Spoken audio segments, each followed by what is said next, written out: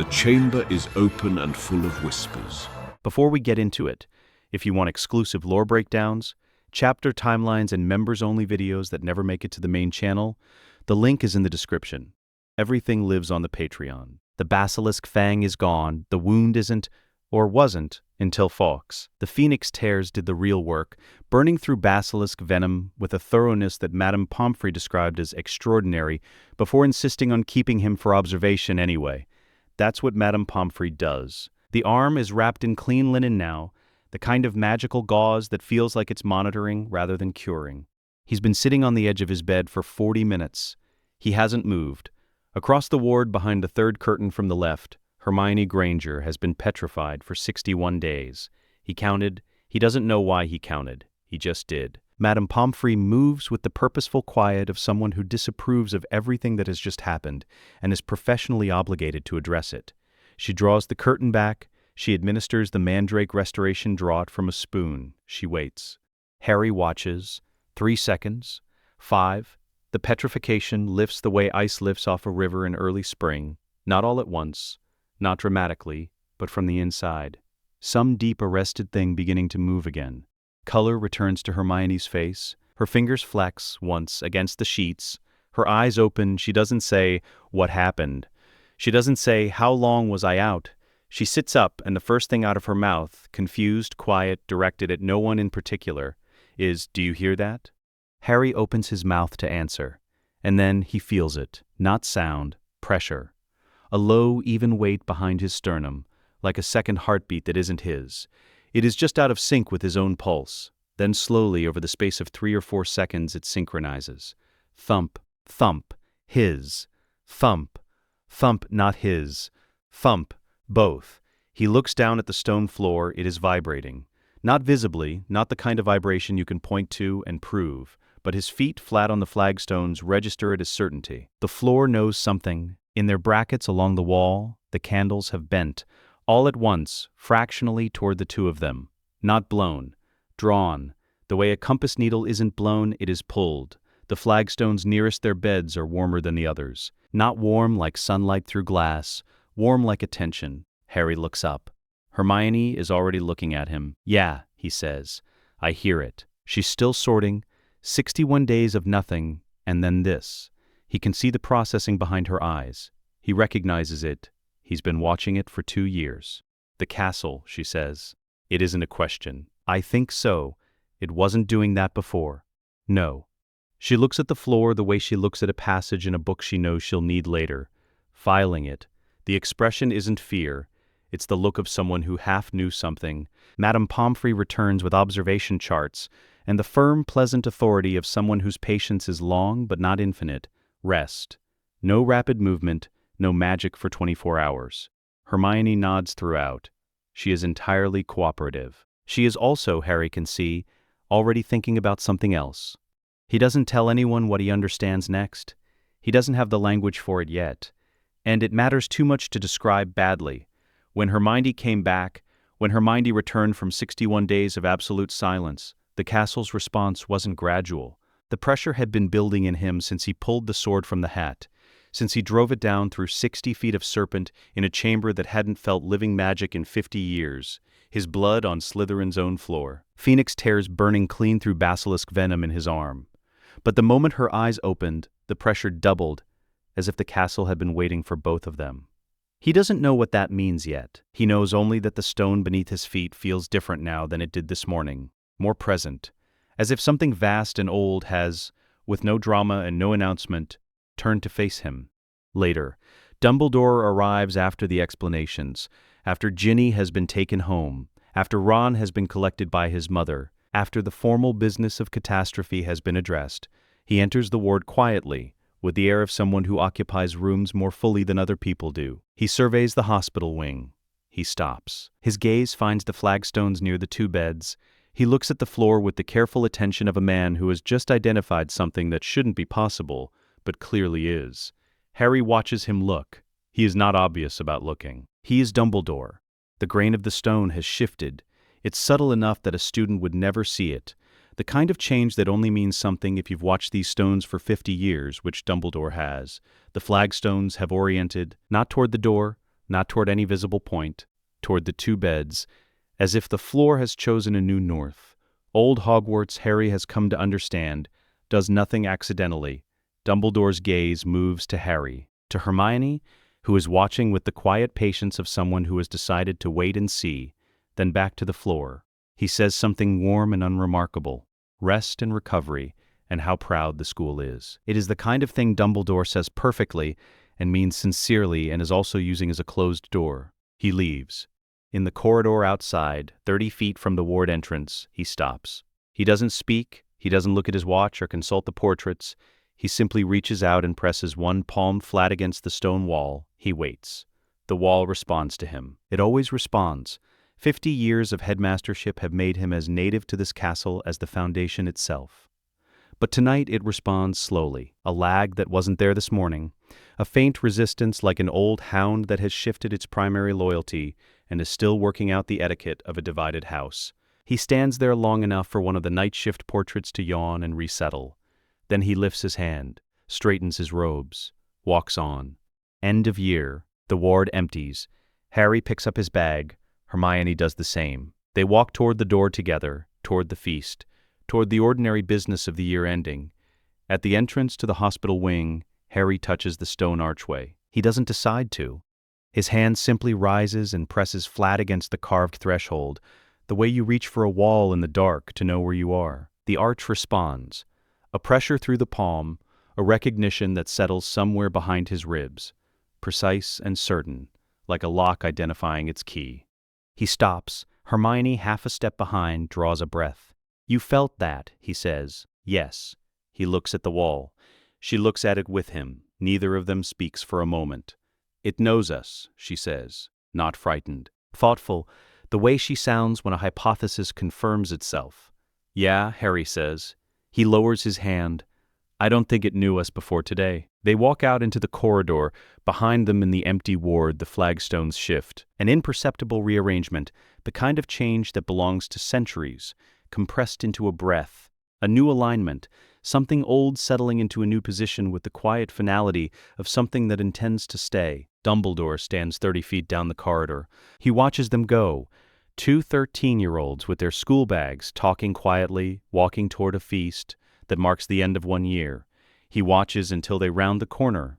Then he looks back at the archway where Harry's hand was. The stone is still warm. For the first time in this scene, for perhaps the first time in a very long time, his expression gives nothing away, not because he is concealing something, but because he genuinely does not yet know what he has just witnessed. He turns toward his office. The castle is quiet around him. It is not. He registers with one carefully measured thought, the same quiet as before. They are the first customers through the leaky cauldron. Harry chose the time deliberately, before the Weasleys arrive for their annual school supply run, before the end-of-term crowds, before anyone who knows them is likely to be paying attention to two 13-year-olds walking into Gringotts without an adult. Hermione has a folder under her arm. She's had it since the 4th day of summer. 3 weeks ago, while Harry was at the Dursleys counting down to the moment he could leave, Hermione was in her bedroom with every copy of Hogwarts: A History she could access. Her own, 2 library renewals, one borrowed from a wizarding neighbor she'd written to in May. The 4th edition references, in a footnote on page 412, a registry of blood-right and magical succession maintained in the sub-vaults of Gringotts Bank as a neutral instrument of ancient wizarding law, predating galleon currency and ministry governance. The footnote is 6 lines long. It has a single asterisk. Hermione built her entire summer around that asterisk. They don't go to the standard teller windows. The standard teller windows handle vault access and currency exchange, and the ordinary commerce of a world that has no idea what they're about to ask. Hermione walks past them without breaking stride, Harry a half step behind, and approaches the duty desk at the far left. The older goblin, the one with more silver trim on his robes than the others. She places her folder on the desk. "We'd like to access the blood-right registry," she says. "Both of us." Together, the goblin looks at her, then at Harry. His expression carries the specific quality of someone doing a rapid calculation in which the numbers are not adding up. "The blood-right registry," he repeats. "The pre-ministry succession archive. Sub-vault level. We have grounds for access." She opens the folder. "I've prepared the request in standard goblin legal form. I use the 1872 edition of the Accord of Neutral Registry, which I understand remains the operative standard. Then looks at it more carefully. He opens his mouth. Harry's scar pulses. Not painfully, not the hot, nauseating pressure that belongs to Voldemort. Something else. A deep golden weight like a second sun briefly acknowledging its own existence. 1 second. The scar illuminates faintly, with a light that has no dark magic in it whatsoever and everything to do with what has been sleeping beneath it since June. The goblin goes still. He closes his mouth. He picks up the document. He reads it. He sets it down with the careful deliberateness of someone adjusting their understanding of a situation. "Follow me," he says. They go down, past standard vault level, past deeper corridors where the temperature drops and the cart tracks narrow, past sub-vaults that smell of old stone and older agreements, into a chamber that Harry suspects has not received customers in some time. The torches light themselves as they enter, one by one, catching up. The room holds a single table. On the table, a flat stone. 1 drop of blood each, the goblin says. Press the palm. The registry responds to magical resonance pattern, not declared inheritance. What it finds, it finds. Harry goes first. The stone is cold and perfectly smooth. His blood hits the surface the way ink hits parchment, immediately, completely, without excess. Then it begins to read. The Potter vault seal appears first. Expected. Then the stone pauses. Dormant seal, the goblin says, quietly to himself. He's checking a ledger that has to be at least 40 years old. The Gryffindor vault seal, unclaimed since a succession lapsed in the 12th century. The qualifying criteria, an act of Gryffindor pure bravery within the castle walls, performed in blood, on consecrated ground, witnessed by the castle itself. Harry thinks about the hat, the sword, the chamber floor. The goblin makes a mark. Then the stone produces a third seal. Older, Slytherin's crest, a serpent eating its own tail, in silver against the rock. The trust vault, established in Slytherin's own hand, succession clause active and unresolved for 900 years, left to the last true Parselmouth of magical Britain. Voldemort is, as of October 1981, legally deceased. His estate was never re-registered upon his return, because his return was never formally acknowledged. Harry is, at present, the only Parselmouth in Britain with a confirmed living status. The goblin writes for a long time without speaking. Hermione steps forward. Her blood hits the stone. The registry begins its work. The Granger vault seal, Muggle family, no magical archive. The stone moves on. Then it pauses. A secondary trace, thin, 4 generations dormant, but present. The Dagworth Granger line. A line that passed through a squib great-great-grandmother and emerged looking entirely Muggle on the other side. The magical potential didn't disappear. It accumulated. Hermione's ability is not an anomaly. It is compound interest. The Hufflepuff Foundation seal activates. Small. Certain. Then the stone does something the goblin hasn't seen before. A 4th seal begins to form, and it isn't bloodline. The pattern is different. Not ancestry, not succession, but resonance. A seeking signal, old as the castle's foundation stones, pulsing with the specific frequency of Ravenclaw's diadem. A 1,000-year search for the mind it was made to find, embedded in Hogwarts knowledge wards, and broadcasting since 990 AD into silence. Until last June, when a mind rebooted from 61 days of petrification and the diadem's signal, following the ping across 60 feet of stone, identified its target at last. The goblin stops writing, calls for a colleague. The colleague reads the seal pattern and calls for a third. 3 goblins confer, quietly, over a ledger so old the spine has been repaired with something that might be dragon leather. They find the clause after 20 minutes. Resonance inheritance, activated upon the diadem seeking enchantment, identifying a qualified mind, heir status conferred upon activation without requirement of blood succession. C. Ravenclaw, R. Original Charter, Clause 7, Subsection 3, dated the 26th of October 990 AD. The room is very quiet. The senior goblin looks up from the ledger. "That's what I thought," Hermione says. The goblin blinks. She continues, with the patience of someone who has explained something to themselves several times and found it correct each time. "The Hufflepuff line is in my blood, dormant through squib generations. The blood test confirms the trace. The Ravenclaw connection isn't blood. Its recognition, the diadem searched for a mind that matched it for 1,000 years. I was the first to qualify. She closes her notebook. Both mechanisms are legally distinct. Both are binding. I verified this against the 1486 Goblin Charter of Inheritance precedents. The goblin looks at the ledger, then at her. You've read the 1486 Charter, he says. The annotated edition, she says. Over the summer. Something shifts in the goblin's expression. Not warmth exactly, more like the recognition of a peer. The blood-right declarations take 40 minutes to draft and sign. Harry, Heir of Gryffindor, Heir of Slytherin. Hermione, Heir of Hufflepuff, Heir of Ravenclaw, by resonance, not blood, noted in the document with a specificity that the goblin notary seems to find personally satisfying.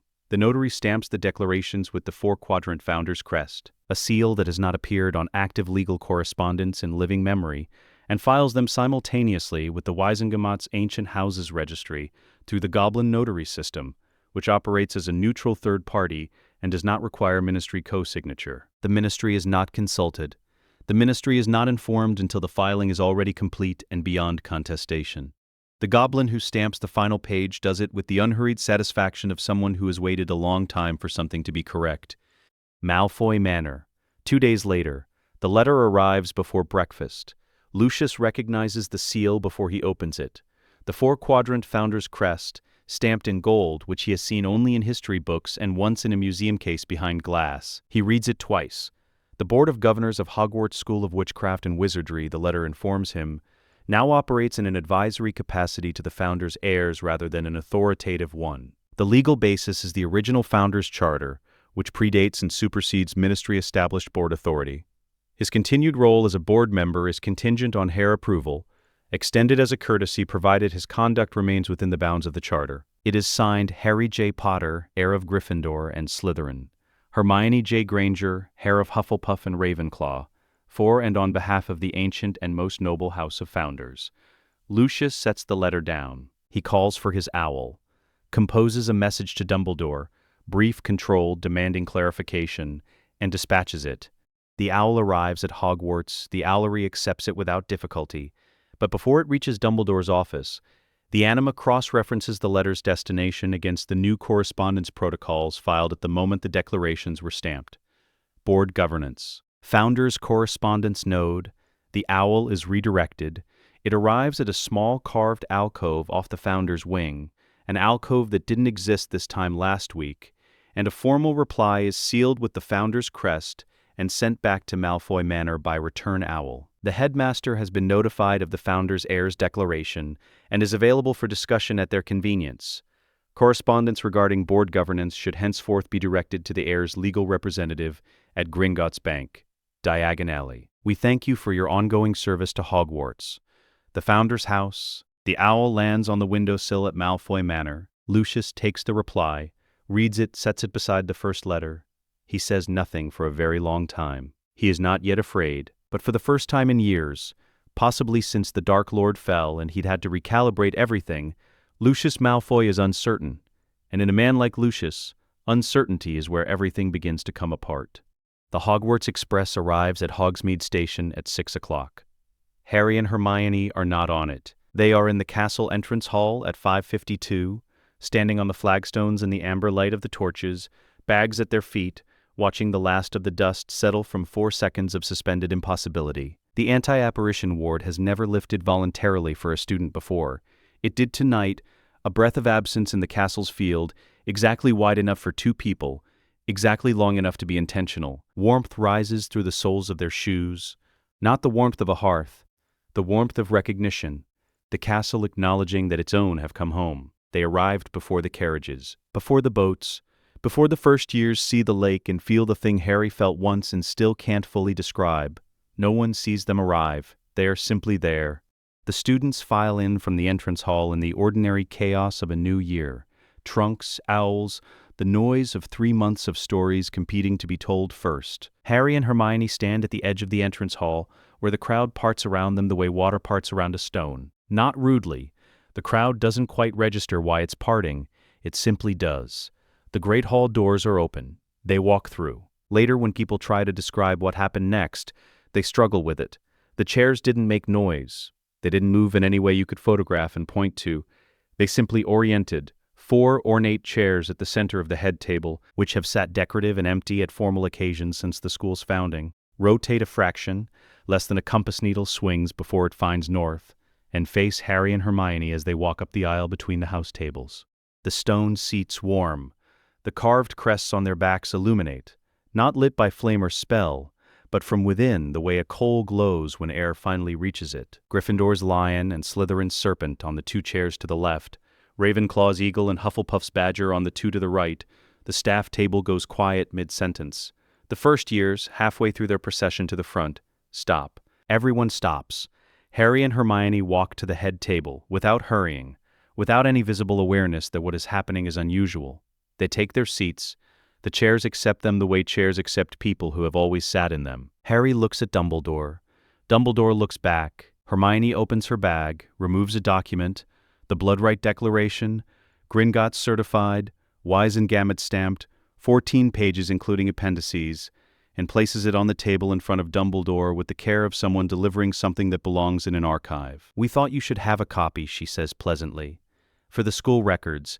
Dumbledore looks at the document, looks at Harry and Hermione, looks at the chairs which sit around them as naturally as furniture sits around its owners. A pause that contains a great deal.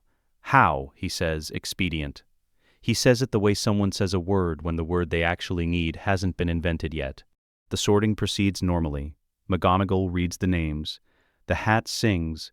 First years approach the stool one at a time and return to their house tables as Gryffindors or Hufflepuffs or Ravenclaws or Slytherins, and the hall applauds, and the ordinary machinery of a new year turns around the extraordinary fact of 2 13-year-olds sitting at the head table as if this is simply where they sit now. The hat places the last student. The school is assembled. Harry stands. Not dramatically. He doesn't push back his chair with a scrape or clear his throat. He stands the way someone stands when they've decided something and carry no doubt about it. A stillness that happens to be vertical. The hall quiets before he opens his mouth. He doesn't know why. He suspects the castle does. The Dementor guards currently stationed at the castle's entrances will be withdrawn from the grounds perimeter, effective tonight. Carries without effort.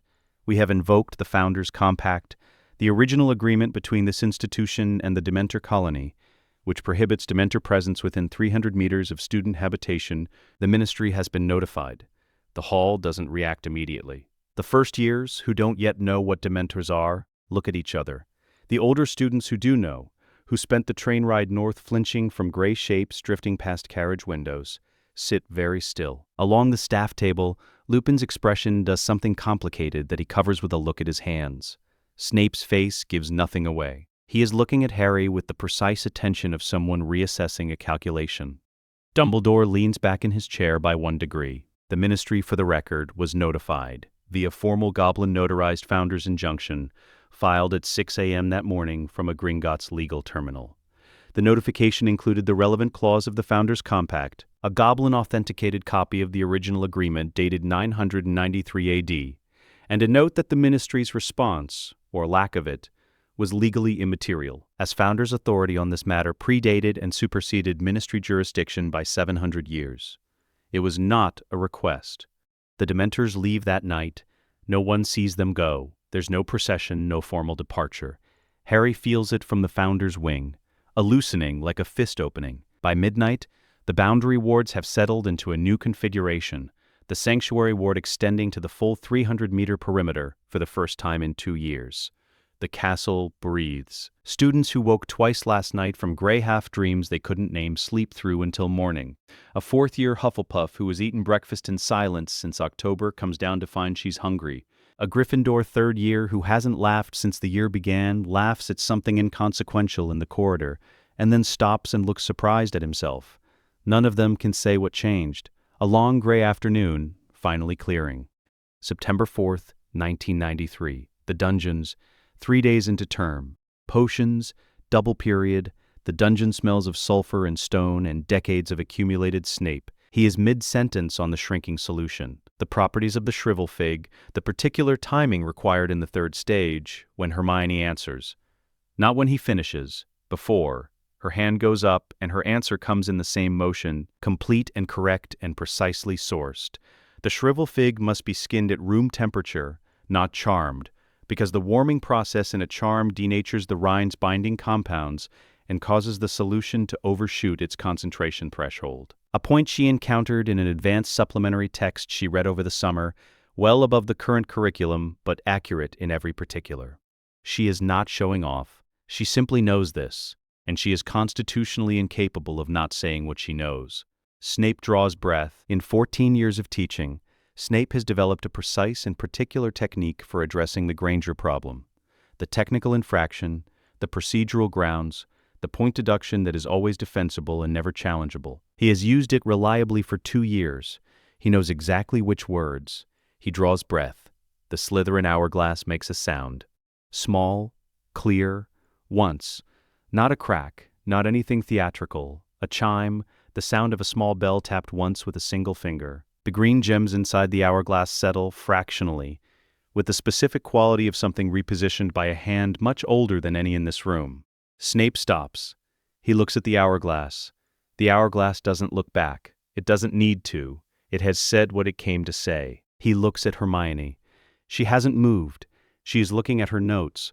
Her quill is already recording the portion of the lecture Snape hasn't delivered yet, working from the textbook, filling in what's coming. She appears, entirely unsurprised, as if the hourglass chiming was one of several outcomes she had considered likely and assigned a probability to. The information she provided was correct. He cannot fault the accuracy. He cannot fault the source. Reading beyond the curriculum is not an offense. He cannot fault anything at all, and the hourglass has already made clear what the castle thinks of an attempt to try. He looks back at the hourglass. The dungeon is very quiet. In the Founder's observation alcove at the side of the room, a section of stone wall that no student has had reason to notice before this year, Harry sits with a piece of parchment and says nothing. He has been doing this for 3 days, observing. He doesn't move unless there's a reason to move. Draco Malfoy, 3 seats from Hermione, opens his mouth.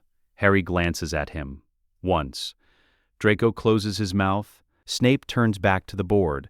He continues the lesson, the shrivel fig, the timing, the third stage, in the same precise, controlled voice he uses for everything. He does not look at Hermione again. He does not attempt to deduct points from Hermione Granger, not in this class, not in any class, not ever again. The Marauder's map has a second layer.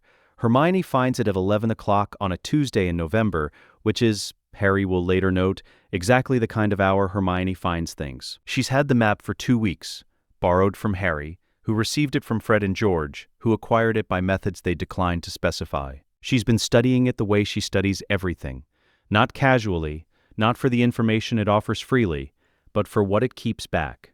Maps, in her experience, are never complete. They show what the maker wanted you to see. This one was made by 4 people who knew the castle better than anyone alive, and they were hiding from someone. She tries the closing phrase. Mischief managed. The map goes blank. Then, immediately, the words out of her mouth before she's fully decided to say them, she says, "Castle remembered." Not the way it usually shifts, the footprint of Hogwarts spreading and contracting as you move through it. This is different. The map deepens. The standard layout fades to a background layer, and something older rises over it. Thinner lines, not ink but something closer to light through stone, tracing the ward boundaries she's been learning to feel since June. The castle's outline expands outward, beyond the grounds, beyond the lake. The ward boundary appears, a faint perimeter line that matches precisely where the Dementors stopped when they were withdrawn in September. And beyond that, stretching northeast across the map's newly extended surface, thin as spider silk and old as anything she's seen. A single tether line reaching toward an island in the North Sea that the standard map doesn't show at all. That's Azkaban, she says. Harry looks up from his reading. What's connected to Azkaban? She traces the line with one finger, not quite touching the parchment. Not what. Who? She looks up. This is the Dementor Compact. The original terms include a ward link, an information channel. The castle has been receiving reports from Azkaban for 1,000 years. A pause. Not messages. Witness records. They access the stone memory through the map's second layer. Harry has been practicing the interface since September. The quality of attention it requires, less like casting and more like listening for something that was always there. He is, by November, reliable at it.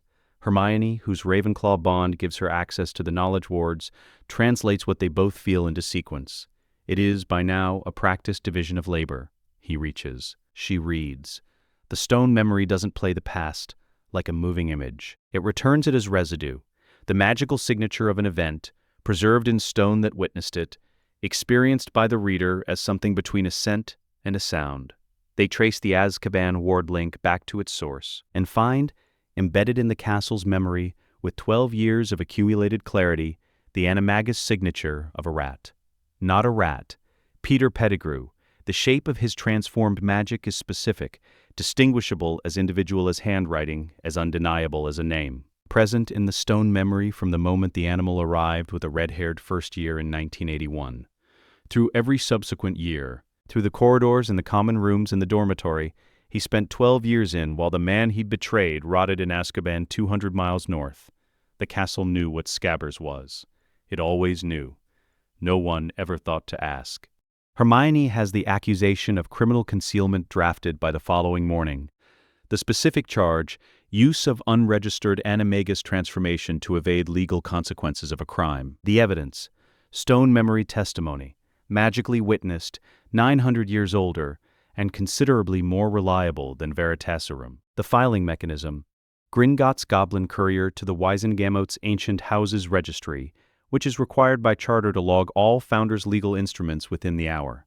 7 pages. She considers this concise. November 14th, 1993. The Shrieking Shack. Harry extends the anima through the tunnel. He has never pushed it this far before. From the castle out through the groundwork of Hogwarts Foundation, along the tunnel that runs beneath the Homping Willow. The tunnel was built from Hogwarts' own ground outward, its stone anchored in the castle's foundation before it stretches toward Hogsmeade at the far end.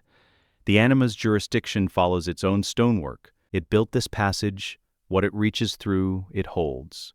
The extension feels different from the castle's interior presence. Thinner, directionless. A low reverberation he feels not behind his ribs, but in his teeth. He holds it. Steady, he tells it what to find. It already knows the signature. The gargoyle sentinels move through solid rock. Not through the tunnel, through the walls of the tunnel. The anima navigating its own architecture with the unhurried certainty of something that built itself. 2 constructs of Hogwarts stone, each the size of a large dog, moving through earth the way a hand moves through water. They emerge through the stone floor where the tunnel meets its far end. Pettigrew is mid-sentence when they surface. He has identified the threat. Sirius Black, gaunt and certain across the room, Lupin beside him, and is calculating his angle toward the door. The calculation never completes. 2 stone hands close around his wrists. Not violently, with the calm, absolute grip of something that does not need to hurry because it cannot be escaped. He tries to transform. The animagus shift begins. The specific shimmer of an unregistered form attempting to activate, and stops. The gargoyle's grip carries the anima's suppression the way it seals a door or halts an unauthorized spell. Inside the grip, he is simply a man who cannot move, cannot change, cannot leave. He is brought back through the tunnel at a pace that could only be described as unhurried. He doesn't stop struggling for most of the journey. It makes no difference. Sirius is unharmed. Lupin's transformation occurs as it always does. There is a moon, and Lupin cannot stop it, and he is a danger until dawn. But without Pettigrew's manufactured chaos, without the flight and the desperate scramble that was always supposed to go wrong, the transformation is simply a medical event. Terrible for Lupin, witnessed by Sirius, who has seen it before. Resolved by morning. At first light, Sirius Black is found at the far end of the tunnel alone, exhausted, thin as winter, staring at the Pettigrew-shaped absence in the room where his freedom was supposed to have unraveled again. It didn't unravel. He doesn't yet know why. Hermione files the Innocence Declaration for Sirius Black at midnight via Gringotts Goblin Courier, an account she established in October specifically for this purpose. The filing includes stone memory testimony, Pettigrew's unregistered animagus status, a crime in itself under Section 12 of the Animagus Registration Act, 1762, a certified copy of the accusation already logged by the Wisengamot's registry, and a formal founder's injunction demanding a hearing within 30 days. The Goblin Courier departs at 12:04 a.m. The Wisengamot registry receives it at 12:19. By 1 a.m., the Founder's seal on the injunction has triggered a mandatory acknowledgement protocol that requires the Chief Warlock's office to respond within the calendar day. At 1:17 a.m., somewhere in London, a ministry clerk is woken up. The following morning, the front gate, Cornelius Fudge arrives at Hogwarts with 2 Dementors. He has heard that Sirius Black has been apprehended at the school. He has spent the carriage ride from Hogsmeade constructing the sequence of events he intends to execute: identification, authorization, and the kiss administered before any inconvenient trial proceedings can complicate things. Fudge does not want a trial. Fudge wants resolution. These are, in his experience, usually the same thing. He reaches the gate with the Dementors flanking him and puts his hand on the latch. The Dementors stop. He walks 2 steps before he realizes they are no longer beside him. He turns. They are at the gate, both of them, halted with the specific quality of something that has met a wall it cannot see. Their robes drift in the November air. Their eyeless attention is directed at the Founder's boundary with the recognition of creatures that understand, at a level below language, that they are not permitted here and cannot make themselves otherwise. Fudge stares at them. He looks at the gate, at the grounds beyond it. Back at the Dementors, he goes through the gate alone. The entrance hall is quiet when he enters. Harry and Hermione are standing near the foot of the stairs. This in itself would be manageable. Students, minister, natural order of authority, Fudge is entirely prepared to invoke it. The gargoyle construct standing between them is holding Peter Pettigrew by the wrists. Pettigrew stopped attempting to escape sometime in the small hours. He had tried, at intervals, with diminishing conviction, and the gargoyle's grip had met each attempt with the same imperturbable indifference. He is standing now in the posture of someone who has accepted a fact they find catastrophic. Fudge looks at Pettigrew, looks at the gargoyle, looks at Harry and Hermione. Hermione steps forward and places a document in his hands. "We've saved you some time, Minister," she says. "The trial date has been suggested as the 15th. We're available to testify if the Wisengamot requires it. The Founder's seat entitles us to address the chamber, of course." She gestures to the document. The charge sheet is pages 1 through 7. The Innocence Declaration for Sirius Black is pages 8 through 10. The Stone Memory Filing, which constitutes a primary magical witness record under the Gringotts Evidentiary Standard, is pages 11 and 12. Looks at the 2 Dementors still motionless at the open gate, visible through the entrance hall doors, standing frozen in the gray November morning like things that have forgotten what they came for. This, Fudge says, is highly irregular. "Yes," he says, "it'll be much more regular after the trial." The announcement comes at the welcome feast. Dumbledore rises after the plates are cleared and describes the Triwizard Tournament the way he describes most things. With warmth, with precision, with the particular quality of someone who has already decided how it will go. An ancient tradition. 3 schools, 1 champion each. The Goblet of Fire, placed in the entrance hall tomorrow morning, will make the selection. The hall erupts with the noise of 500 students discovering they might be famous by Christmas. Harry and Hermione, from the Founder's chairs, exchange a glance. They are in Dumbledore's office at 9:30. The office receives them the way it always does. Portraits stirring, Fawkes lifting his head from his perch. Dumbledore behind his desk, fingers steepled, expression indicating that he is unsurprised they're here and prepared to listen carefully. The Goblet of Fire, Hermione says, is a neutral selection instrument placed on Founder's property. It is. Under the Founder's Charter, any tournament hosted on Hogwarts grounds falls under heir authority, not operational authority. You remain the administrative lead. But the rules of the tournament must be ratified by us as co-sovereigns before the goblet is placed. That is a considerable claim. She places a document on his desk. It is old, not the copy, the original, retrieved from the Founder's vault through the bloodwork chart she's been developing via the Ravenclaw Knowledge Wards since October. The parchment is not quite parchment anymore. It has become something closer to pressed stone, the fibers of it calcified by 700 years of careful magical preservation. The Triwizard Charter of 1294, complete, sealed with 4 wax impressions that have survived the intervening centuries, in a state of perfect amber. Dumbledore takes it in both hands with the care of someone holding something irreplaceable. He reads for a long time. The relevant clause, Hermione says, is paragraph 9. The host institution's founders, or their recognized successors, hold ultimate authority over tournament conduct and may modify any rule or structure that conflicts with the sovereign protections of the hosting grounds. Dumbledore sets the charter down. "This," he says, "is a remarkable find."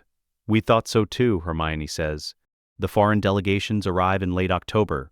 Beauxbatons descends from the sky in a pale blue carriage, the size of a house, drawn by 12 winged horses whose hoofbeats make no sound until the wheels touch earth. Durmstrang comes up from the lake, the black ship's prow breaking the surface from below, water streaming from the railings in the cold afternoon light.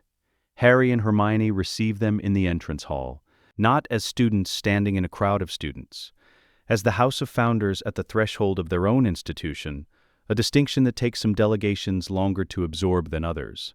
Madame Maxime steps forward first, magnificent at 7.5 feet, regarding the two 14-year-olds in the founders' chairs with the careful attention of someone recalibrating a first impression.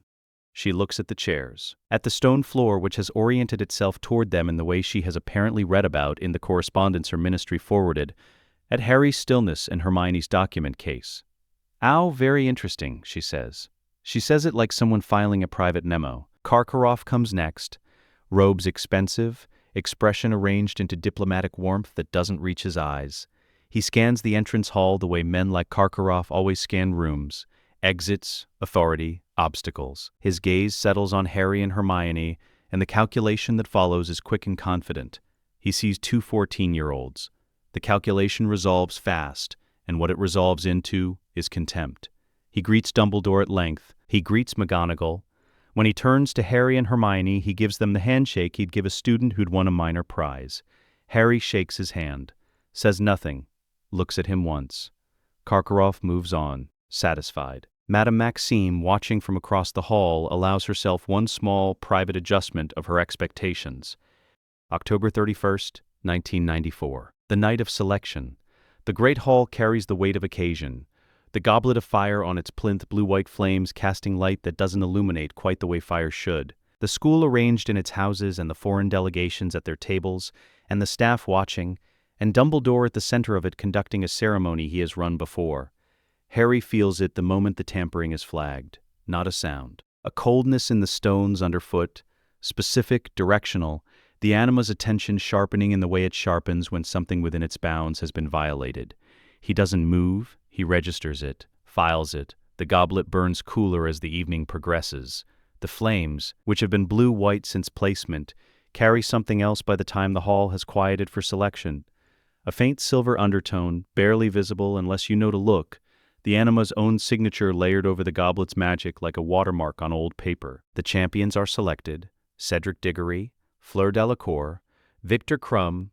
Then the goblet produces a fourth slip of parchment, and as it clears the flames, the hall hears a sound, small, clear. A single tone, not the chime of a bell, but the resonance of old stone struck once and allowed to ring out. The anima's notation: this entry was not legitimate, and the castle has placed its mark on the record. Harry Potter. He doesn't stand to collect the parchment. Hermione does. She carries it to the judge's table, places it face up in front of Dumbledore, and says, "The inquiry will begin tomorrow morning. We'll need a full list of everyone who accessed the entrance hall in the 48 hours before the goblet was placed." The stone memory traces the tampering without difficulty.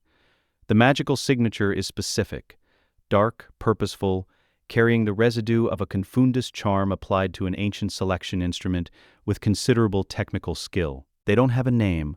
What they have is a frequency, a fingerprint that the castle has recorded with the passive, impartial precision it brings to everything that passes through its walls.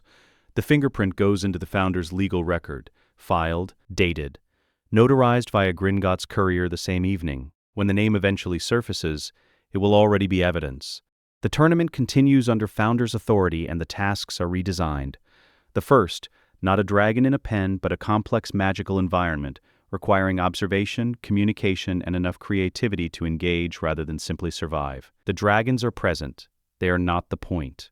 The second, the lake restructured so the students held below are willing participants. Fully warded, in no actual danger, the task becomes a demonstration of resourcefulness rather than a race against someone else's suffering. The third, the castle itself, the labyrinthine structure of Hogwarts adapted for the purpose, the anima monitoring every corridor in real time, the capacity to cause genuine harm removed at the architectural level. The champions are safer. The tournament is unexpectedly more impressive. Watching four skilled students navigate genuine complexity produces something more interesting than watching them survive manufactured threat. The observing delegations don't say this aloud, they stay later than they planned. December, the second task briefing. Karkaroff brings the protest formally, which is a choice. He has been constructing it since October, the argument assembled, the language prepared, the outrage appropriately calibrated. He delivers it in the antechamber off the Great Hall with Dumbledore present, Madame Maxime present, the full panel of tournament judges present, and Harry and Hermione sitting across the table, with the patient attention of people who knew this conversation was coming, and scheduled accordingly. The core of it, tournament rules cannot be modified by students. The host school's students have no legal standing to alter a centuries-old magical agreement. The changes to the tasks constitute an overreach. He demands the original format restored. He finishes speaking. Hermione opens her document case. She places the 1294 Triwizard Charter on the table, the original in its preservation casement. She opens it to paragraph 9. She reads the clause aloud, in the original medieval Latin. Without notes. From memory, the Latin has the quality of a language that no longer exists, built from roots that outlasted it, each word carrying its own specific weight, the syntax assembled with the precision of something designed to be unambiguous across centuries. She reads without hurrying, without performing. She reads it the way you read something when the knowing of it has become structural. When she finishes, she translates it herself, precisely, without consulting anything. Then she sets beside the charter a second document, the Goblin notarized Founders' Declaration confirming their legal succession, bearing the Gringotts seal and the Wizengamot's ancient house's registration stamp, and looks at Dumbledore. Could you confirm for the record, Headmaster, that these documents are authentic and recognized by the Ministry of Magic's ancient law registry? Dumbledore looks at the charter, at the declaration, then at Karkaroff. They are, he says, 2 words, stated with the mild finality of someone confirming something that was never in question. Karkaroff's prepared argument, designed to outmaneuver students, built on the assumption that 14-year-olds do not retain original medieval legal documents, has just been confirmed by the most respected wizard in Britain to have no purchase whatsoever. He demands, anyway. He invokes the International Confederation of Wizards, the standing rules of tournament governance, and 40 years of established precedent. Each of these things meets the same quiet wall and contributes nothing. Hermione waits. When the demands stop arriving, she says, "You're welcome to contest the ruling with the International Confederation of Wizards. The filing deadline for tournament disputes was 3 weeks ago. You're also welcome to bring it up with the Goblin Notary. They've been neutral arbiters of magical law since before your school existed." A pause. The pause is not unkind. Is there anything else? The antechamber is quiet. Karkaroff says nothing. Madame Maxime, who has said nothing throughout, looks at her hands. Her expression, carefully arranged, does not quite conceal the thing underneath it. It takes Harry a moment to identify it. She is trying not to smile. The bloodwork chart is not a map. Hermione has tried to explain this to Harry 3 times and given up on the word as functionally inadequate. A map is visual, it is static. It tells you where things are in space, what she has been building since October, what the Ravenclaw knowledge wards have been teaching her to feel since the moment she pressed her palm to the Gringotts stone, and the resonance inheritance sealed itself, is something closer to absolute pitch. Every founder magical artifact in the castle has a tone, not sound exactly, felt tone, a quality of resonance she perceives somewhere between her ears and her sternum, the way you feel a cello through the floor of a concert hall rather than hear it with your ears. The anima's 4 staff conduits produce a low chord, constant foundational, the bass note the castle runs on. The enchanted ceiling in the great hall, a mid-register warmth, cycling through its astronomical calculations with the patient frequency of something that has been doing this for 9 centuries. The protective rune work in the foundation stones, sharp, precise, high, the magic of intent rather than presence. 23 artifacts catalogued, 23 tones she knows by now the way she knows her own name, and 2 that are wrong. The first wrongness she finds in the artifacts room off the trophy chamber, tucked behind a case of commemorative plates from the 1843 Quidditch League season. The source is a small obsidian box, sealed with binding magic that is old and dark and not Founder's origin. She opens it carefully, runs the diagnostic she's developed over the autumn, and finds a dark artifact left behind by a student probably 3 decades ago, cursed in a minor way, designed to cause misfortune to whoever next opens it. The wrongness it produces in the bloodwork chart is a flatness, a chord that should resolve and doesn't. She neutralizes it in 20 minutes, files the artifact under reclaimed and discharged in the Hogwarts property registry. She sets the second wrongness back in its place in her mind, where she has been keeping it since October. The second is significantly worse. The room of requirement. She goes alone on a Thursday afternoon in December, while Harry is in an administrative meeting with Dumbledore that doesn't require both of them. She walks past the stretch of corridor on the 7th floor 3 times, thinking clearly and specifically about what she needs. Not a room for hiding, not a practice space, not the place you find things you've lost. She needs the room that contains what the bloodwork signal is pointing toward. The door appears. She opens it.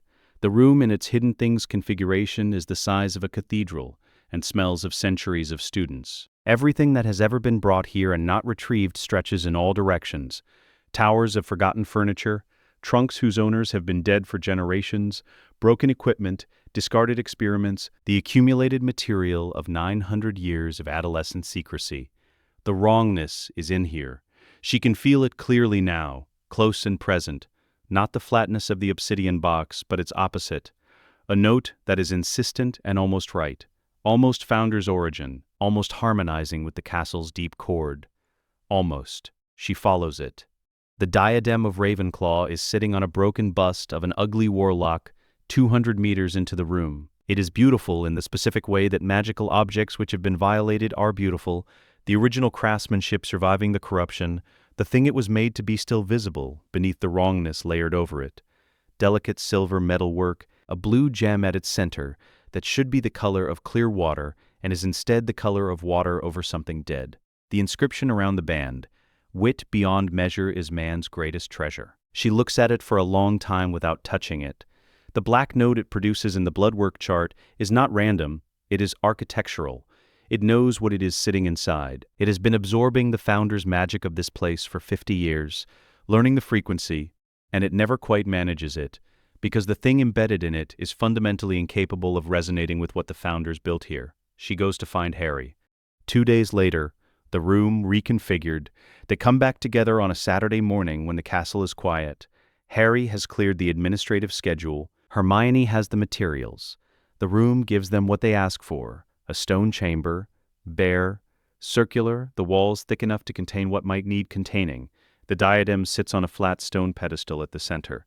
Harry stands on one side of it, Hermione on the other. "Ready?" she says. "Tell me the sequence again." She tells him. He nods once. The soul surgery begins with locating. Harry closes his eyes and reaches through the Founder's bond, the Gryffindor and Slytherin channels, the twin inheritances that give him a breadth of range no single Founder alone possessed. He reaches into the artifact's resonance field the way he reaches into stone memory.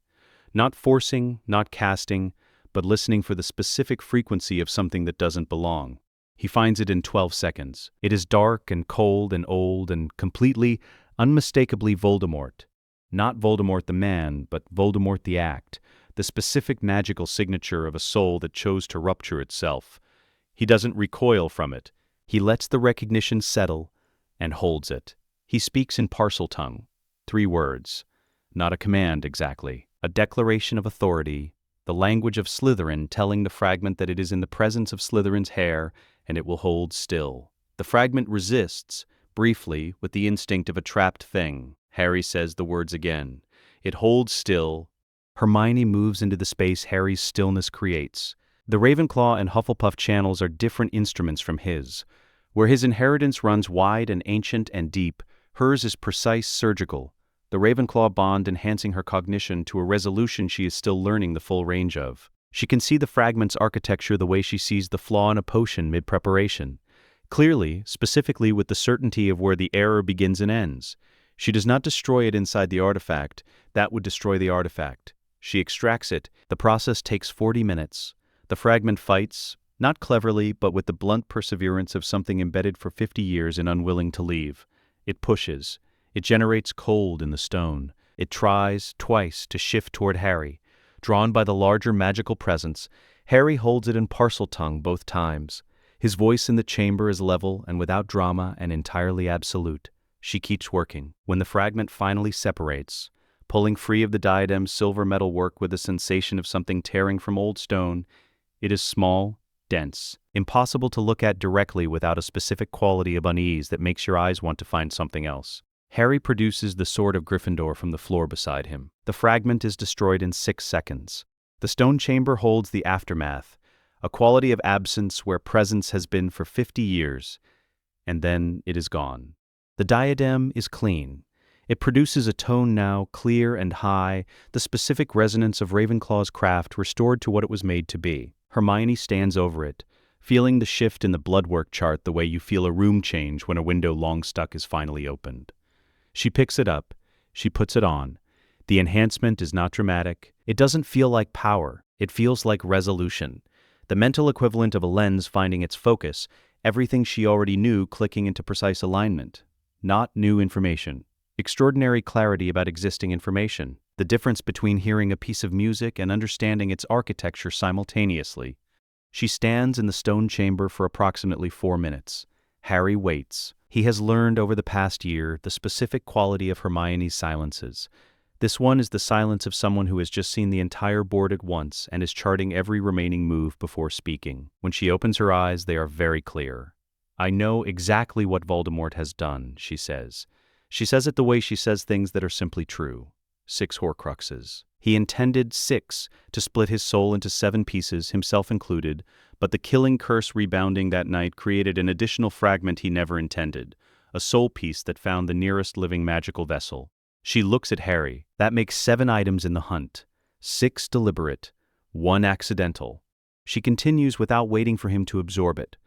The diary was the first, already destroyed in the chamber before any of this began. The diadem was the third, destroyed today. She looks at Harry. That leaves 4 of the 6 deliberate Horcruxes. The ring, which we can access through stone memory tracking the Gaunt family line. The locket, Sirius's brother hid it and it's in the Black family home. The cup, held in a Gringotts vault under false pretenses that the Hufflepuff Foundation seal gives us standing to contest. And Nagini, we believe she may already have been made during his years of exile. She's mobile and always close to him. She'll require a different approach. She pauses, 1 beat, and the accidental fragment. She meets his eyes without flinching. The scar. Harry is very still. "Yes," he says. He already knows. "We can remove it," she says. "I can already see the method. It requires the diadem, the bond, and your complete cooperation. Conscious, precise, willing. It isn't theoretical. It's a surgical certainty." Harry looks at the sword in his hand, at the pedestal where the diadem sat, at Hermione. "All of them," he says. "All of them," she says. He built his immortality on the assumption that no one would know what he'd made, let alone possess the tools to take it apart systematically. She takes the diadem off, holds it in both hands. He was correct about everyone else. She places it carefully in its case. She opens her notebook to the next page. She is already writing. Voldemort is back. This is a fact. It has been a fact since the night of June 24, 1994. When a 14-year-old boy appeared in the Hogwarts grounds, clutching a dead classmate and a Triwizard Cup converted to a portkey, and told anyone who would listen exactly what he had seen in a graveyard in Little Hangleton. The Ministry's official position is that this fact is not a fact. Cornelius Fudge has been managing the narrative with the specific skill of a man who understands that reality is, in many ways, a political instrument. He has the Prophet. He has the Department of Magical Law Enforcement's public communications arm. He has 30 years of institutional credibility and a governing coalition that prefers comfortable uncertainty to the alternative. He does not have the founder's heirs. He hasn't worked that out yet. Hermione's motion is 7 pages long. 3 components. First, a formal request that the Wisengamot open an evidentiary hearing on the events of June 24th, with testimony from named witnesses and submission of magical evidence under standard verification protocols. Second, a motion that the Wisengamot formally record the outcome of that hearing in the public archive, accessible to all magical citizens regardless of Ministry communications guidance. Third, a secondary motion, contingent on the hearing's findings, that the Wisengamot issue a formal statement of public record on the current threat status to magical Britain. It is, she explains to Harry over breakfast in the Founder's Wing, not an accusation, not a confrontation. It's a procedural request, she says, completely standard, completely undeniable. Fudge will see it coming, Harry says. Of course he will. That isn't the point. She turns to the next page of her draft. The point is that the mechanism for denying it doesn't exist. Wisengamot members have the right to table motions. Ancient houses' seats carry accelerated tabling rights. The motion goes to the floor within 3 sessions of submission. No ministerial gate. No delay protocol. He can't stop it reaching the floor. He can vote it down. He can try. She sets down her quill. I've counted. With the Founders Block, and Madam Bones, and Augusta Longbottom, and Houses Abbott and Macmillan, we have 23 reliable votes before we've spoken to anyone else. We need 26 for simple majority. She picks the quill back up. I've scheduled meetings with 5 additional members this week. You've already scheduled the meetings. I scheduled them in October, she says. I've been waiting for the right motion.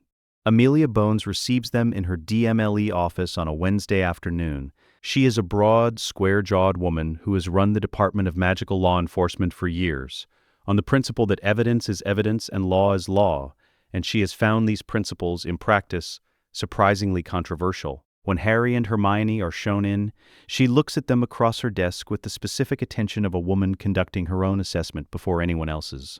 She doesn't offer pleasantries. You're the Founders' heirs, she says. Yes, Harry says. You have 23 votes. Yes, Hermione says. You need 3 more. We thought you might know where they are, Harry says. Bones looks at him, then at Hermione, then back at Harry, with the expression of someone who has been waiting a long time for this conversation to be possible. Tell me about the motion, she says. Augusta Longbottom is not a woman who requires persuasion. She requires information, delivered without padding. When Harry and Hermione arrive at Longbottom Manor on Thursday, she has already read the draft motion. Hermione sent it ahead via Goblin Courier with a covering note that Augusta will later describe to Neville as the most efficient correspondence she has received in 40 years of Wisengamot membership. She signs the supporting declaration before they sit down. Frank and Alice deserve that hearing, she says. Not loudly, plainly the way someone states a thing they have been carrying for a long time. Whatever the Ministry has spent 12 years telling people about the threat status, I know what it cost the first time. I have not forgotten. She looks at Harry. Neither has the castle, I imagine. No, Harry says. It hasn't. The remaining votes come through Bones's network, members who have been quietly uncomfortable with the Ministry's narrative for months and required only the formal cover of a founder's motion to vote their discomfort openly. The count reaches 28 confirmed before the motion is tabled. Hermione notes this in her ledger. She moves to the next page. July 1995. The Wisengamot Chamber. The chamber is older than the Ministry building it sits inside. The stone of it predates the surrounding architecture by 3 centuries. A deliberate retention, the magical government that replaced the old council keeping the original chamber, as a statement of continuity that has gradually become, over the years, more ceremonial than substantive. Harry and Hermione enter through the ancient house's entrance. The chamber's stone is different from Hogwarts stone, older in a different way, built by different hands carrying a different kind of memory. But when Harry's feet touch the floor of the ancient houses section for the first time, something in the foundation registers the Founders' bond. Not the warmth of the castle, not the directional pull of the Gringotts ward lines, a lateral recognition, the stone reaching sideways rather than up, the horizontal memory of a chamber that has hosted 7 centuries of magical law and knows, in whatever way stone knows things, when the lineages that established it have returned. He takes his seat. Hermione takes hers. The chamber proceeds with the ordinary business of a session. Procedural matters, administrative confirmations, the slow machinery of magical governance turning on its established axis. Several members look at the ancient house's seats with more attention than usual. A few look away quickly. Lucius Malfoy, across the chamber in the hereditary block, does not look away. He watches Harry with the calculating patience of a man reassessing something he thought he had correctly categorized. Harry looks back once. Lucius returns to his notes. The motion is tabled 3rd on the agenda. Hermione stands to present it. She presents it the way she does everything, completely without excess, without the rhetorical ornamentation that other members use to obscure weaknesses in their positions. The motion's components, their legal basis, the procedural right under Ancient House's charter to accelerated tabling, the evidentiary record they intend to submit, Harry's testimony, the stone memory trace from Hogwarts grounds, the goblin notarized record of the magical signature from the Goblet Inquiry in October. 3 ministry-aligned members object in sequence. The first, that the motion is procedurally irregular. Hermione cites the relevant section of the Ancient Houses Charter. The member withdraws.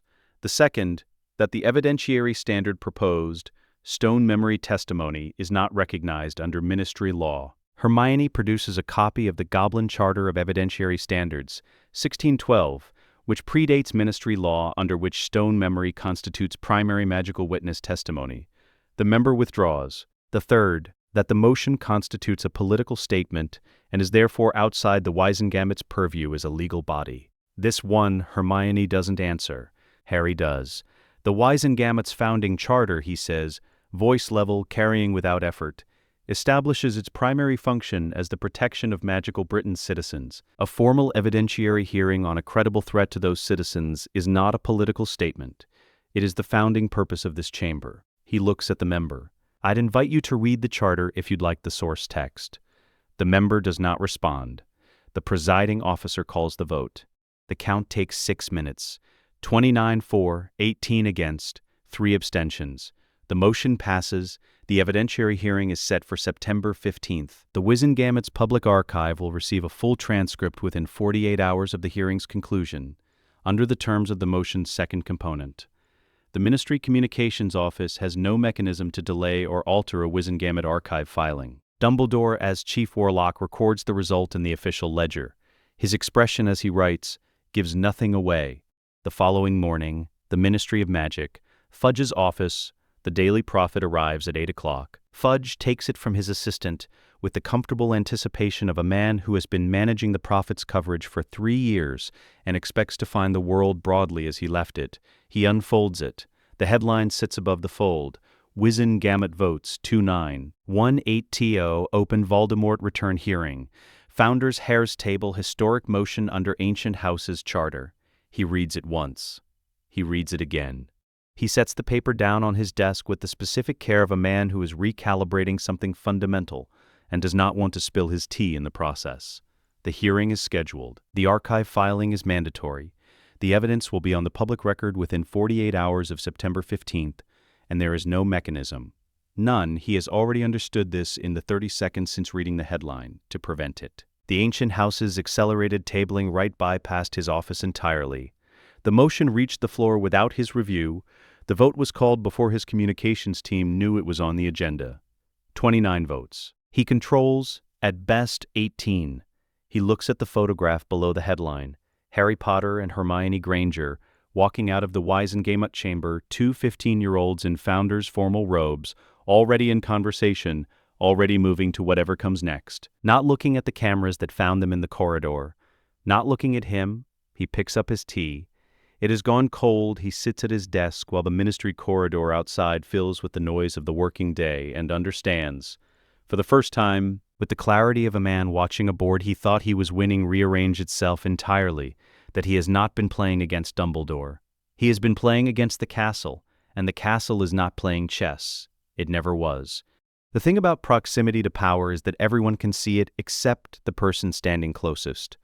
Ron Weasley has been standing closest to Harry and Hermione for 4 years. He has watched from that proximity while the Wisengamot voted and the ministry recalibrated, and Lucius Malfoy received letters that came back redirected by a castle that doesn't answer to him. He has been present for all of it. Present is not the same as involved. He knows this. He has known it since the night in the hospital wing in second year, when something shifted in the flagstones that Harry and Hermione felt, and he didn't. He told himself it didn't matter. He has been telling himself that with diminishing conviction ever since. He finds them in the Founders' Wing on a Wednesday in October, Hermione at the desk with the bloodwork chart, Harry at the window watching the grounds, and closes the door behind him and stands without speaking. Harry looks at him. Ron, he says. I'm not going to make this a thing, Ron says. I just need to say it.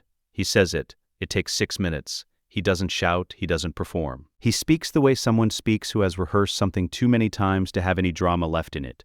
The words worn smooth by going over them alone in the dark. He's losing friendships. Neville is fine. And Ginny understands, but the rest of his year treats him as a footnote, Harry Potter's friend. As though his name is a job description. As though 4 years of chess and strategy and watching their backs while they read legal documents counts for nothing on its own terms. He's jealous. He says this plainly, not of their power. He's not built for what they do, and he knows it. He's jealous of the clarity. They know exactly what they are and what they're for. He doesn't. He shows up every day and helps where he can, and at the end of it, he's still just the person who was there. He almost didn't come back. September 1st, standing on the platform with his trunk and his family around him, with the option, genuinely available, to tell them he was done. To go home and be Ron Weasley, who played chess and wanted to be an Auror and had never heard the word parseltongue spoken as a legal instrument. He almost took it. He didn't. He got on the train. But he wants to be honest about the fact that for a moment on that platform, he almost didn't. The room is quiet when he finishes. Hermione has set down her quill. Harry has turned from the window. Neither of them speaks immediately, which Ron recognizes with the part of him that knows these two people better than anyone alive, as the opposite of dismissal. It's the quality of attention they give to things that deserve it. I didn't know about September, Harry says. I know, Ron says. You should have told us. I know that too. Harry looks at him with the particular stillness that Ron used to find unnerving, and has learned over 4 years is not coldness, it's the absence of performance. Harry only goes still like that when something deserves the full weight of thought. What do you want? Harry says, not what do you need, not what can we do. What do you want?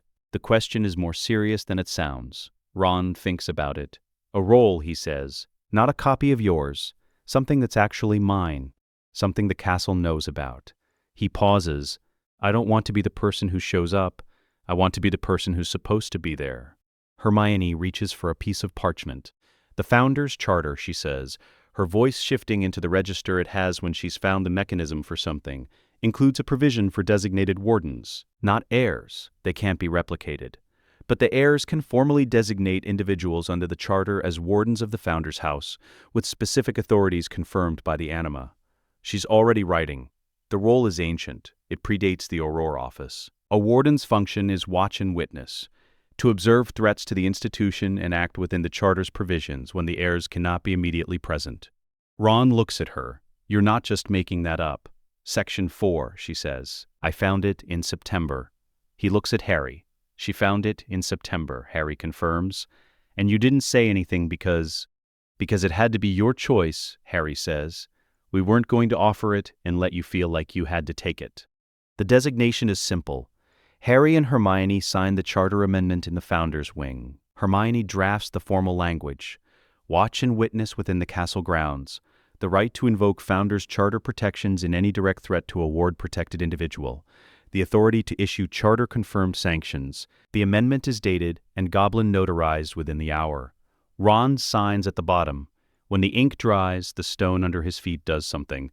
Not the warmth Harry and Hermione have described. This is different, briefer, more lateral. A low reverberation through the flagstones, traveling up through his boots and settling somewhere behind his knees before it fades. The quality of something very old, noting a name and filing it. He looks down at the floor. Did you feel that? Hermione asks. Yeah, Ron says. The Anima, she says, it knows you now. Ron looks at his name on the parchment, then at the floor. Right, he says. Okay. He doesn't say anything else. He doesn't need to. 3 weeks later, the 5th floor corridor. Draco Malfoy is a member of the Inquisitorial Squad, which gives him a level of sanctioned authority he has been deploying in the specific way people like Draco deploy sanctioned authority. Against people smaller, less connected, and least able to fight back. The first-year Hufflepuff he has cornered outside the library has done nothing except walk too slowly past a notice board he was reading. The squad badge on his robes makes this, technically, his corridor. Ron turns the corner. He takes in the scene in 2 seconds. The first year's face, the badge, Draco's expression, the precise confidence of someone who has identified a situation with no consequences attached. 10 points from Hufflepuff, Draco says to the first year, walking with intent to be irritating. Let her go, Ron says. Draco turns. Registers Ron Weasley without particular concern. Ron Weasley is not a complication. Ron Weasley is the footnote who is occasionally nearby when things happen. Weasley, Draco says. The name carrying everything he intends it to carry. Walk away. I'm a warden of the Founder's House, Ron says. Under the Founder's Charter, that student is a ward-protected individual on Founder's sovereign grounds. You just used ministry-delegated authority against a student under Founder's protection.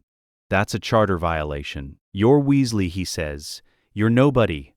The corridor hourglass, a small one, mounted on the wall outside the library, one of dozens across the castle, makes a sound. Small, clear, once. Not the chime from Snape's dungeon. Higher. A different register, the same family. The tone of the castle's upper floors acknowledging a warden's invocation and confirming it with the specific brevity of something that doesn't need to explain itself. Draco looks at the hourglass. The hourglass doesn't look back. 35 days detention, Ron says. Commencing Monday, confirmed under Founder's Warden authority and recorded in the charter log. He looks at the first year. You can go. She goes. Draco stares at him. That doesn't. You can't. You can contest it with Madame Umbridge, Ron says. You can contest it with Professor Snape. You can contest it with anyone you like. He starts walking. The charter log is maintained by the Goblin Notary at Gringotts. Appeals go through the Ancient Houses Registry. You're welcome to file. He walks past Draco without stopping. He doesn't look back. The hourglass has gone quiet. The detention runs for 35 days. Nobody voids it. Dolores Umbridge has been in the castle for 5 months. This is notable primarily because it means 5 months of meticulous documentation. Hermione has been keeping the file since the first week of September, when Umbridge posted Educational Decree number 22 in the entrance hall without seeking Heir authorization for materials displayed on Founder's sovereign property. The decree went up on a Thursday morning. By Thursday afternoon, Hermione had the relevant charter clause transcribed and dated. By Friday, the violation had been logged with the Goblin Notary via courier and assigned a case number. She said nothing. She filed. The decrees accumulated.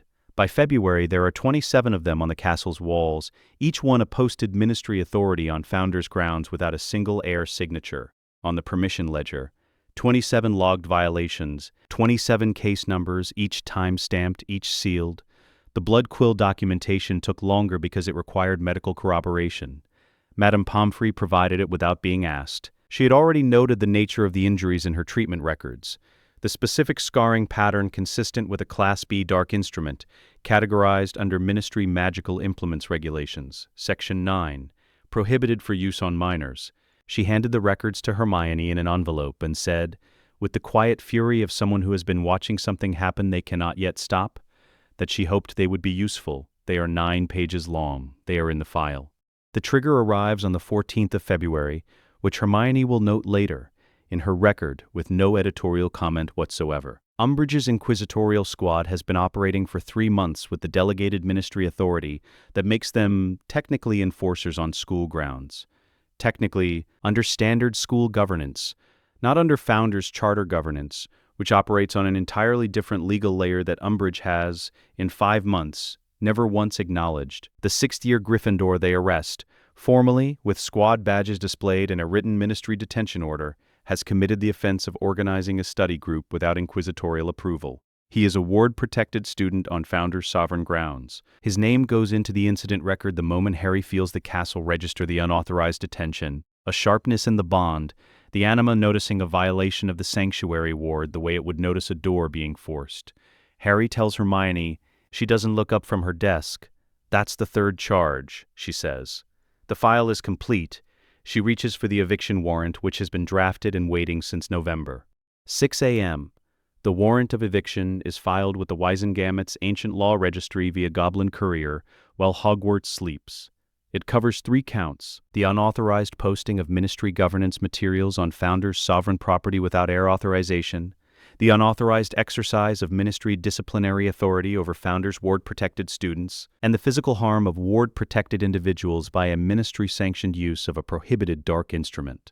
3 pages of charges, 9 pages of Pomfrey's medical records appended, 27 log decree violations, time-stamped notarized, the student incident record with the anima's registration number. The Goblin Courier departs at 6:04 a.m. The Wisengamot registry acknowledges receipt at 6:21. At 7 a.m., the warrant becomes active under the Founder's Charter's immediate harm provisions, which allow heirs to begin eviction proceedings from the moment of filing without waiting for Wisengamot confirmation, provided the filing is complete and substantiated. It is complete. It is substantiated. 8:47 a.m. The inquisitorial squad members are in position across the castle for the morning's business. Corridors monitored, student movements watched, the small tyranny of petty authority distributed across 7 floors. They don't notice the staircases moving. Not obviously, not the grand staircase's broad theatrical reconfiguration that every student learns to anticipate in the first week. These are the smaller staircases, the secondary routes, the passages that the anima controls in real time with the unhurried precision of something that has been routing traffic through this castle for 9 centuries. Each squad member finds, within the space of 4 minutes, that the corridor they were in has acquired a new configuration. The route back is a dead end. The route forward opens into a section of the castle they don't recognize, a wing that appears from the architecture to have been unused for decades. None of them are hurt. The doors here open and close normally. There's light, there's warmth, there are comfortable window seats if they want them. The castle has no interest in their discomfort. They simply cannot leave. One of them tries the school owl system from a window. The owlery door 4 floors above does not open. In Umbridge's office on the 5th floor, the High Inquisitor tries to summon her squad. No one responds. 9 a.m. Umbridge's office. Hermione walks in through the open door. She is carrying a single document, the eviction warrant printed from the active Wisengamot filing in its formal 3-page presentation bearing the founder's 4-quadrant crest and the goblin notary seal. She stands in the doorway. She begins to read it aloud. She reads clearly, without haste. She reads with the flat, precise delivery of someone for whom this document is not a speech, but a legal instrument, and legal instruments are not performed, they are recorded. The first charge, the unauthorized posting of ministry governance materials, each decree named, each date listed, each case number cited. The second charge, the unauthorized exercise of ministry disciplinary authority, the student's name, the incident record, the anima's registration number which confirms that the castle itself witnessed the violation. The third charge, the physical harm of ward-protected individuals via prohibited dark instrument. Pomfrey's findings summarized. The specific injuries, the specific dates, the specific students named. Umbridge stands behind her desk throughout. Her face moves through several configurations. Surprise, contempt, disbelief, and finally a particular shade of fury that belongs to people who have never encountered a wall they couldn't talk their way through. When Hermione finishes, she says, "You have 15 minutes to collect personal items, after which the castle will assist you to the gate." "You cannot do this," Umbridge says. Hermione waits. "You are students," Umbridge says. "You are children. I am a senior undersecretary of the Minister for Magic, and I have the full authority of—" "We have done it," Hermione says. "The warrant is filed with the Wisengamot's ancient law registry as of 6:04 this morning. The case number is on page 3. She sets the document on the desk in front of Umbridge, precisely aligned. 15 minutes. She steps back into the corridor and waits. Umbridge does not pack in 15 minutes. Umbridge does not believe this is real. She tries her flu connection. It has been redirected. She gets the founder's correspondence node which presents her with a polite automated notice that outgoing connections from Hogwarts flu points require air authorization during active eviction proceedings. She tries the door to the corridor. It opens freely. She walks out, determines that she will simply go to Dumbledore and have this reversed before breakfast is finished. The gargoyle is already in the corridor. 7 feet of animated Hogwarts stone, pale gray. Patient. It is standing at rest 6 feet from her office door, and it does not move when she appears. It simply stands there, in the way that things stand when they are capable of waiting considerably longer than you are. Umbridge demands to know what this is. The gargoyle does not answer. It is stone. She attempts to return to her office and continue packing for the reasonable departure she has decided she is choosing to make. 6 minutes of demands, 6 minutes of denials, 6 minutes of the specific register of a woman who is accustomed to making rooms, afraid of her encountering something that is not afraid of anything. The gargoyle crosses the corridor, gently, with the careful deliberateness of something ancient that has no interest in harm and complete confidence in its own capability. It places 2 stone hands under Umbridge's arms, not gripping, not squeezing, simply supporting, the way you'd carry something valuable that mustn't be damaged, and lifts. She is carried, not dragged, carried cleanly through the 5th floor corridor, down the staircase, through the 4th floor, down again. The students in the corridors stop and step aside in total silence.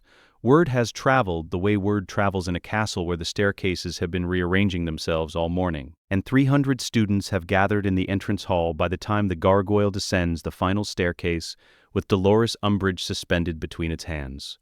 Across the entrance hall, the doors open ahead of them. Across the front courtyard, the gates open. Through the gates, the gargoyle sets her down on the grass outside. Carefully, without incident, a second construct, smaller, emerges from the gate behind it and sets her handbag beside her feet. Her educational decrees, all 27, rolled in their tubes, are stacked on top of the handbag with the specific neatness of something that has had time to be thorough. The gates close. Umbridge puts both hands on the gate. The stone is warm, absolute.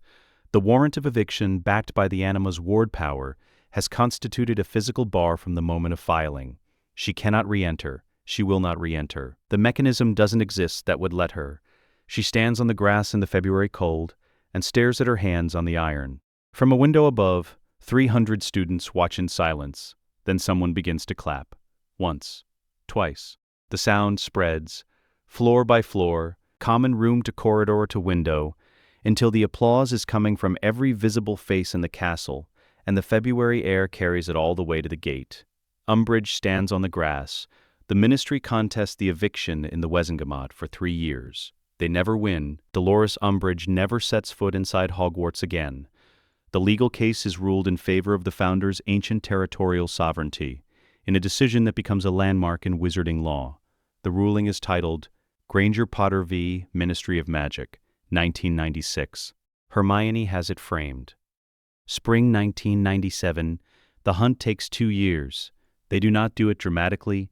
They do not flee across the country with a tent and a locket they cannot destroy. They do it the way they do everything, methodically, from a position of institutional authority, with a goblin notary available on short notice, and the castle's stone memory as their primary research instrument. The ring comes first. The gaunt family line visible in the stone memory through the Slytherin channel, the Parseltongue trace leading Harry to the shack in Little Hangleton, with the specific directional clarity of following a sound to its source. The soul surgery takes 3 attempts over 2 days. When the ring is cleansed and the fragment destroyed, Harry finds the stone inside the setting, smooth, dark, older than the ring itself. He holds it for a moment, pockets it without turning it. The locket surfaces through the Black family's connection to the Anima's ancient noble registry. Regulus Black, dead for 15 years, had hidden it in the house on Grimmauld Place. Hermione finds it in 40 minutes with the bloodwork chart. Cleansed. The cup requires a formal artifact repatriation filing with Gringotts. The Hufflepuff cup, technically a Founder's artifact, held in a vault established under false pretenses. The goblins process the reclassification with a cheerfulness that suggests they have been waiting for someone to give them a legal reason. Cleansed. Nagini takes an hour. Harry sits on the floor of an abandoned farmhouse in Sussex and speaks to her in Parseltongue while Hermione waits outside the door. He does not command, he explains. He tells her what she is carrying and what it costs her and what it will cost everyone if she stays. He tells her he will give his word, formally under Founder's Charter oath, that no witch or wizard under his authority will hunt her. She is ancient and intelligent, and she has been carrying something dark in herself for years. She leaves before dawn, south toward open country, and does not look back. The last fragment, Hogwarts, the Founder's wing. The ritual requires Harry to be conscious and cooperative. That is the condition Hermione has built the entire methodology around. Because the alternative, the one where Harry doesn't survive it, is not an alternative she has any intention of accepting.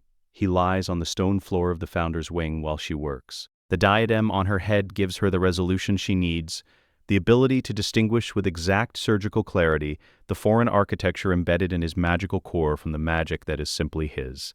She has been preparing this for 18 months. She knows the procedure the way she knows the Founder's Charter. It takes 4 hours. It is the most precise thing she has ever done. When it is over, when the fragment is isolated and extracted and destroyed with the sword while Harry lies still on the stone, breathing, eyes open, staring at the ceiling, she sits back on her heels and says nothing for a long time. Is it done? He asks. She passes the bloodwork chart over him. Silence. Then, it's done. You're clean. He closes his eyes. Good, he says. Voldemort feels it the moment it happens. All of his Horcruxes gone, the 6 he made deliberately, and the 7th the fragment he never intended, the one that had lived in a scar for 16 years without his knowledge. All of it undone. The absence is total. He knows what it means. He comes. Hogwarts, the night of March 14th, 1997. The army arrives at midnight. Death Eaters, giants, acromantula, werewolves, dementors, creatures that Voldemort has spent 2 years assembling and has never until now had cause to deploy because until now he believed the careful approach was still possible. He no longer believes this. The Dementors reach the boundary first. They stop. The ancient compact, invoked in September 1993, maintained without interruption, reinforced by every filing since, holds at the ward boundary with the absolute quality of a law older than the ministry that thought it controlled them. The Dementors cannot advance. They circle. They cannot enter.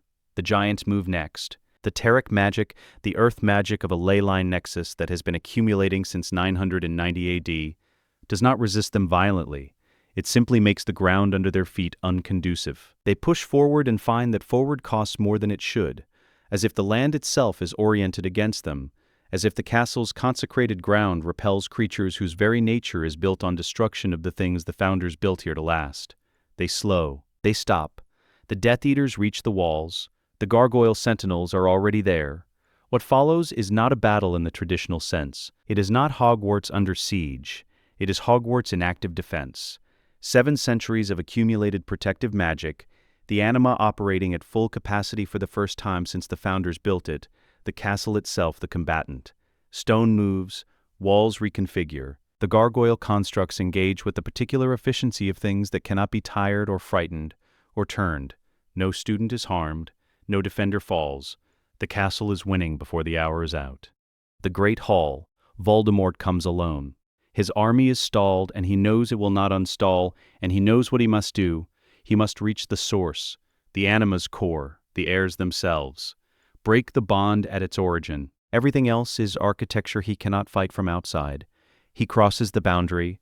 It costs him every step on Founder's consecrated ground is a step against a current he cannot redirect. His magic, built on violation, on rupture, on the fundamental act of taking what should not be taken, is structurally incompatible with what the Founders wove into this place. He can enter, but he is less here than he is anywhere else on Earth. The castle does not fight him. It simply is what it is, and what it is diminishes him. He enters the Great Hall. The doors open as he approaches and close behind him, and the hall is exactly as it was the first night Harry saw it at 11 years old. The floating candles, the enchanted ceiling, the 4 long tables, the stone of it, familiar and ancient and entirely without fear.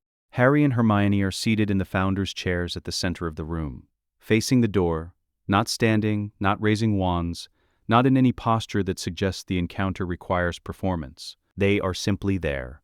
Voldemort raises his wand, casts, the stone wall to his left absorbs it, not deflected, absorbed, the way the castle absorbs everything cast within its bounds, without air authorization. The sanctuary ward processing the killing curse with the indifferent thoroughness of something that has been doing this since 993 AD. He casts again. The ceiling takes it. He stands in the Great Hall with his wand raised, and his army stalled at his back, and the castle consuming everything he sends at it, and he is, for the first time in 50 years, without a response. Harry looks at him. "You are already unmade," he says. In Parseltongue, the language Voldemort built his darkest architecture in, the language of the bloodline he claimed, and the magic he stole and the identity he constructed from the ruins of Tom Riddle. Harry speaks it back to him, from the Slytherin inheritance, with the authority of the line Voldemort borrowed and never held. This is merely the conclusion. The 4 artifacts are in position, the sword in Harry's hands, Gryffindor's, the diadem on Hermione's head, Ravenclaw's, the cup on the stone floor between them, Hufflepuff's, cleansed and restored, the locket at Harry's throat, open, Slytherin's cleansed and restored, the serpent seal facing outward. 4 artifacts, 4 nodes, the Founders' instruments as they were made to function, in the hands of the heirs who carry their inheritance, in the castle that is their source.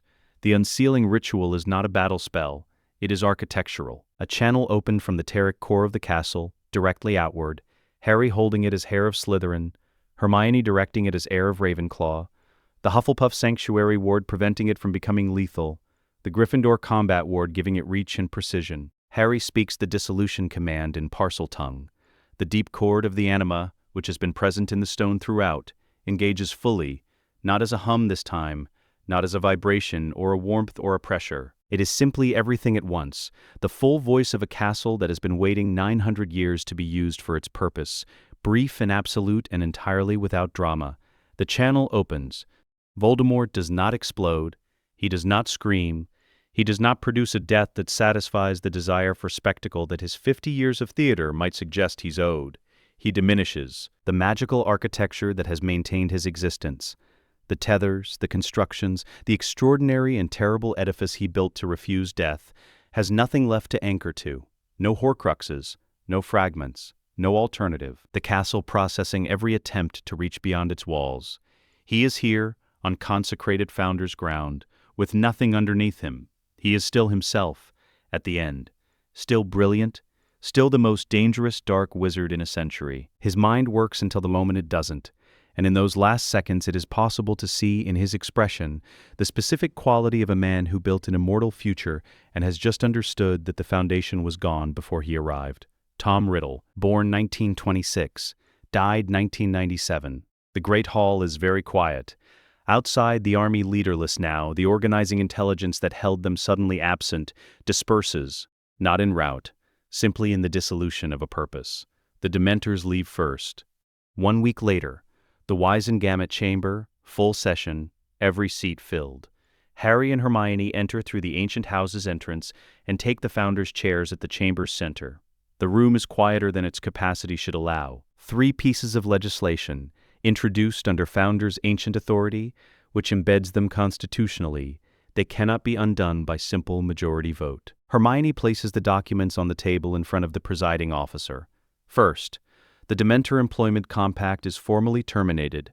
Azkaban will be reconstructed as a conventional high-security institution under human administration within 5 years. The Dementors are released from their ministry agreement, effective immediately, under the terms of the original Founders' Compact that predated that agreement, and has always held priority. Second, every law, statute, and registry classification based on blood status designation, pure blood, half-blood, muggle-born, is struck from the record. Muggle-born witches and wizards are reclassified as awakened bloodlines.